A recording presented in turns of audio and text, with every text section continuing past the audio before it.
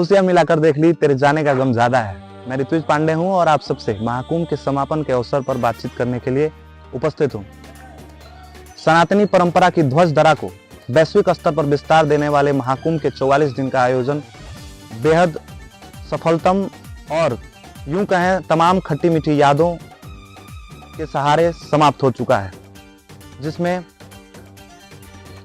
66 करोड़ लोगों ने आस्था की डुबकी लगाई। 66 करोड़ का मतलब है भारत की आबादी का 50% से अधिक हिस्सा कुंभ में डुबकी लगा चुका है, जो कि इस धार्मिक आयोजन का अब तक का सबसे बड़ा रिकॉर्ड है।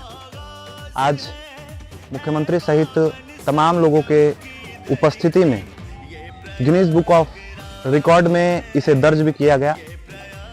प्रयाग की अविरल घाट से उपजी आस्था के जनज्वार में लोगों के साथ साथ भूटान नरेश और विभिन्न देशों के 75 देशों के लगभग प्रतिनिधिमंडल आस्था की डुबकी लगाया। पर ब्रह्म की इस भूमि पर धर्म संसद के साथ शिविरों में तमाम संकल्प पारित हुए।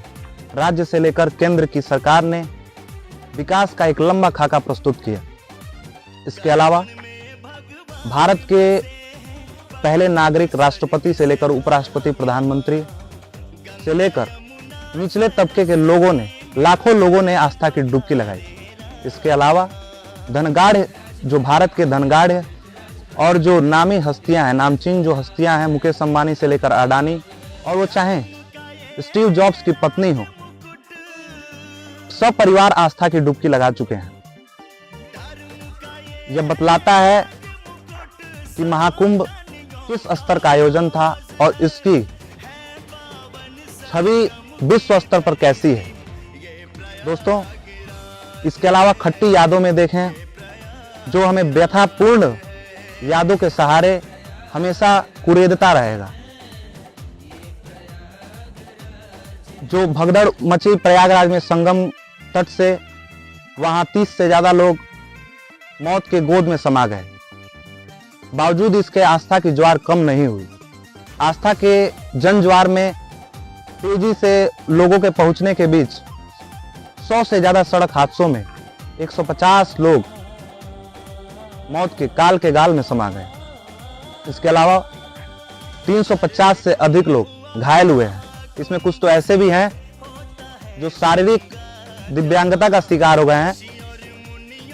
कहने का मतलब मेरा यह है, कुल मिलाजुलाकर देश स्तर पर, वैश्विक स्तर पर महाकुंभ का आयोजन सफल तो हो गया, लेकिन परोक्ष रूप से तमाम व्यथापूर्ण यादें आगे भी हमें कुरेदती रहेंगी। इसके अलावा महाकुंभ को अगले कई वर्षों तक राजनीतिक परिदृश्य से भी इसको प्रयोग किया जाता रहेगा। अभी से मैं एक दिन एक राजनीतिक जनसभा देख रहा था, उसमें काफी हद तक प्रयागराज में आयोजित महाकुंभ को लेकर देश के एक नामचीन नेता चर्चा कर रहे थे, इसकी खूबियां बता रहे थे। दोस्तों, ये खूबियां है भी और इसकी चर्चा होनी भी चाहिए, लेकिन राजनीतिक स्तर पर लोगों को लोक लुभावन तरीके से अपनी ओर खींचने के लिए इसकी चर्चा नहीं होनी चाहिए। राजनीतिक या धार्मिक स्तर से चर्चा होने के उपरांत अगर हम देखें तो ये बड़ी बड़ी यूनिवर्सिटियां, बड़ी बड़ी औद्योगिक स्थान, बड़ी बड़ी रिसर्च यूनिवर्सिटी के लिए चर्चा का केंद्र बन चुका है। चाहे वो हार्वर्ड यूनिवर्सिटी हो या लंदन स्कूल ऑफ इकोनॉमिक्स हो या फिर IIT संस्थान हो, इसमें आने वाले समय में इसके रिसर्च को लेकर खाका प्रस्तुत किया जा रहा है और इसको लेकर चर्चा भी होंगी। तो कहने का तात्पर्य है और निष्कर्ष ये भी है कि महाकुंभ का आयोजन पूरी तरह से आने वाले समय में या वर्तमान में धार्मिक और आध्यात्मिक आयोजन तो है और इसकी चर्चा होनी भी चाहिए, लेकिन राजनीतिक रूप से भी आने वाले चुनाव में इसको लेकर चर्चा होंगी और इसको लेकर तमाम विद्यार्थी, तमाम शोधकर्ता इसको लेकर रिसर्च करेंगे। तो फिलहाल इन्हीं सारी बातों के साथ मैं अपनी बाड़ी को विराम देता हूँ। नमस्कार।